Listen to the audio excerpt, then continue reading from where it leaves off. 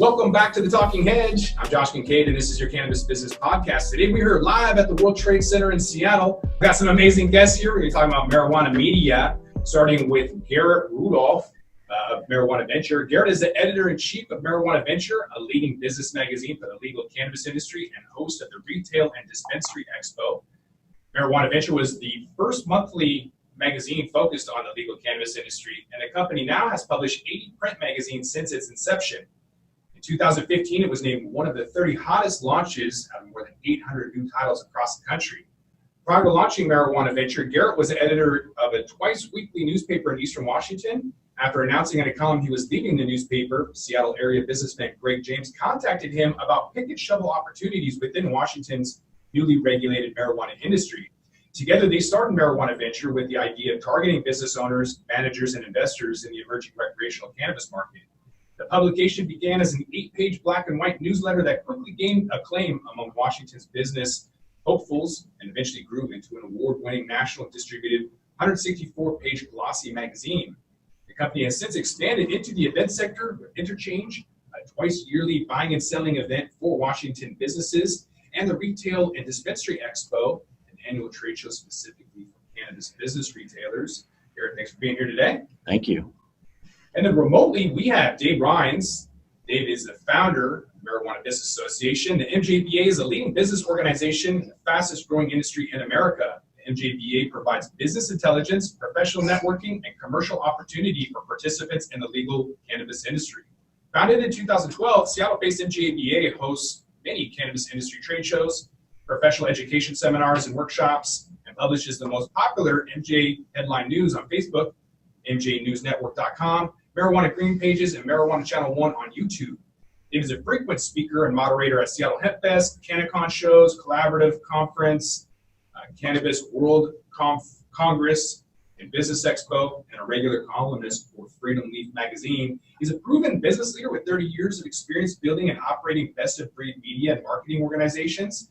Dave has an impressive track record as a senior executive for Rolling Stone, Spin, iVillage, Corbis, Time Warner, and America Online. Dave, thanks for being here with us. Thanks for having me. Bess Byers is with us with Blaise Creative. Bess is a Seattle-based cannabis photographer and digital marketing professional. Bess graduated from Washington State University with a BA in public relations, moved to Beijing to intern at a graphic design agency before moving to LA to work in marketing research.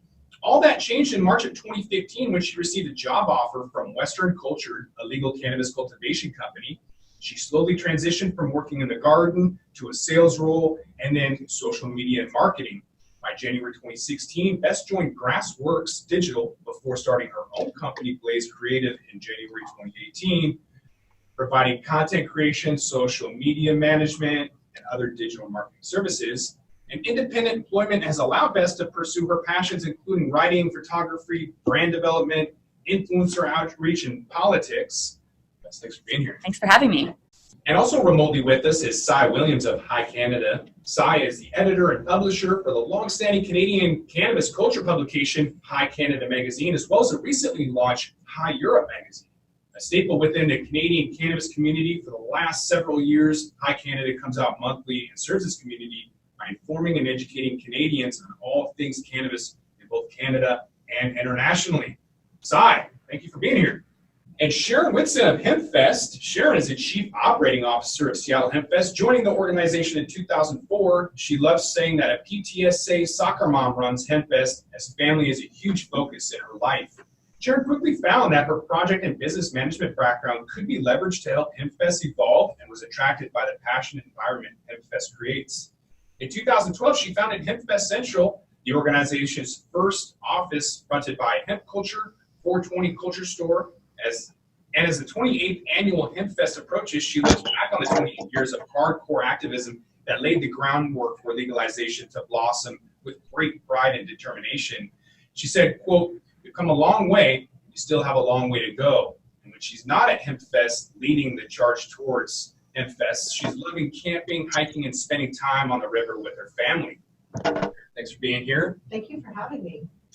So Sharon, this question is for you, wondering if we should just do away with social media altogether. The rise of over-the-top content is the most exciting for companies in this sector. Some 82% of respondents stated that monetizing content through over-the-top is a major growth area for their business. In parallel, 25% of participants expected that more than half of their views to be driven by OTT, over-the-top, or YouTube, Instagram, things of that nature. So more than double the 11% whose views are mainly driven by OTT today.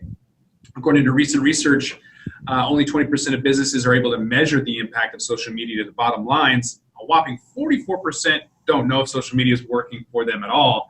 And in fact, a particular study provides an even clearer picture that 62% of small businesses reported that Facebook ads aren't working for them.